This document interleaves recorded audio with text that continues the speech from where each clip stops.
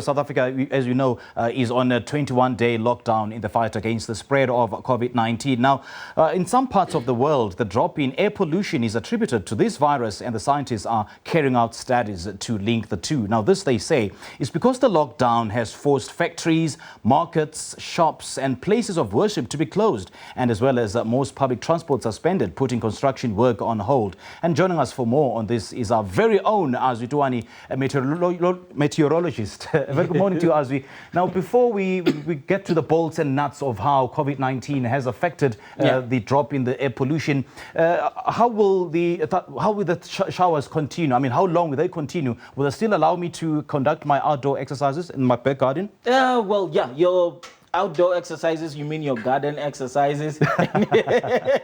Your gardening as well? Yeah, for today, no. Today it's not looking good because even if it stops in the afternoon, so your grass will still be wet. Okay. So it's better for you to remain indoors. But tomorrow we're just seeing partly cloudy skies, no rain. We're only expecting some more showers only on Wednesday with partly cloudy skies. So from today going all the way to Tuesday, no rainfall. We have a beautiful break, temperatures moving to the mid-20s. Good stuff. Yeah. Now let's talk about COVID-19 and how it has affected the drop in the air pollution. I mean, it certainly is beneficial for us, isn't it? Yeah, we are benefiting a lot. I mean, there are some areas like India. Firstly, let's look at this.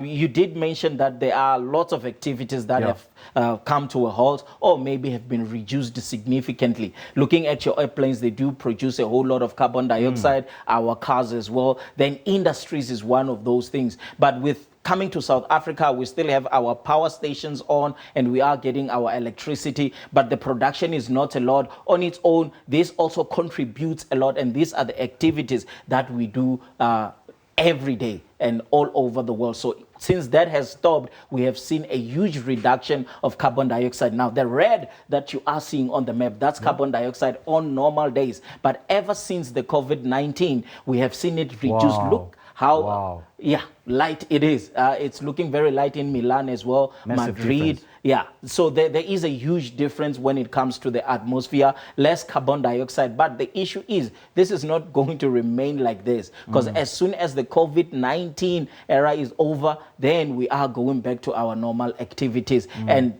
in India, this is what we have seen. Look at how beautiful it is. People are breathing well. And also this also aids to the recovery of COVID-19, because with this, you will struggle to breathe. And remember, some of the symptoms is that you struggle to breathe. Now, if you're breathing in toxins, then that means recovery. It's very difficult for you. And due to that, we have also seen an old lady of 101 years recovering.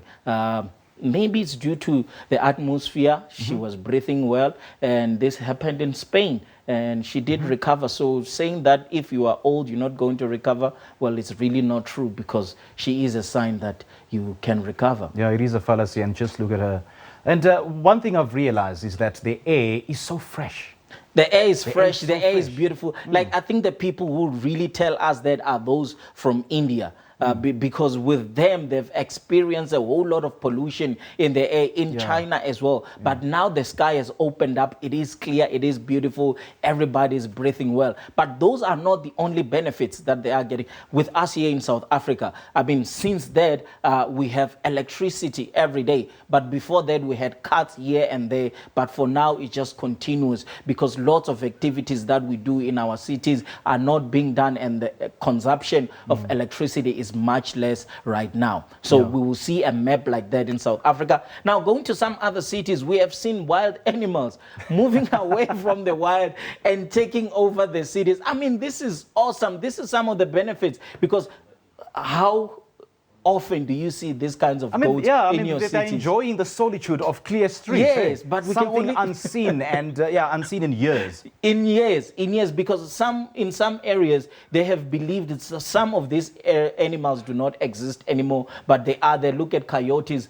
in USA, and again we do have cats in China that just came back to the cities, and this one in India. They thought that this one was endangered, it wasn't there anymore, but then it just appeared because nobody is in the cities, so it just appeared and came back. Then now we know that, okay, actually it is not endangered, it is out there in the wild. And this also gives us an idea that it is not staying so far from the city. These animals, they are very close to us. And I've been going through pictures of tourist Mecca, Venice in Italy, a city that is totally immersed in water. And I just saw swans, swans around, and dolphins, something that hasn't been seen in years. We haven't seen that in years, and it's happening all over the world. Wherever there is a lockdown, we have seen animals move from the wild, come into the cities, and we have an experience to see and to know that actually some of these animals are not endangered, and they really want to move and come into the cities, and they can do that. Maybe we'll find ways that we can be able to interact with them in the cities. But looking at cats, hey, they do bite, and coyotes. And another thing, one more important fact is that, we're told to constantly wash our hands. But then with the scarcity of water in some communities in South Africa, this really is a pipe dream, isn't it? It is. It is a big problem because, again, not only washing your hands, you also need to wash yourself, because if you are sick, then if you clean yourself, it may also enhances your healing process. Now, with the issues of water, we do not have enough in South Africa, and we are a water scarce country prone to drought. So what we really need to do is to have bigger dams and reservoirs so we can store lots and lots of water, because now with the focus from climate change... Please save that information for the next weather update, because we need to take the Skype now. But thanks a lot, Azwi, much appreciated. That was Azwi Tuwani, a meteorologist, talking to us about the impact that COVID-19 has on the environment.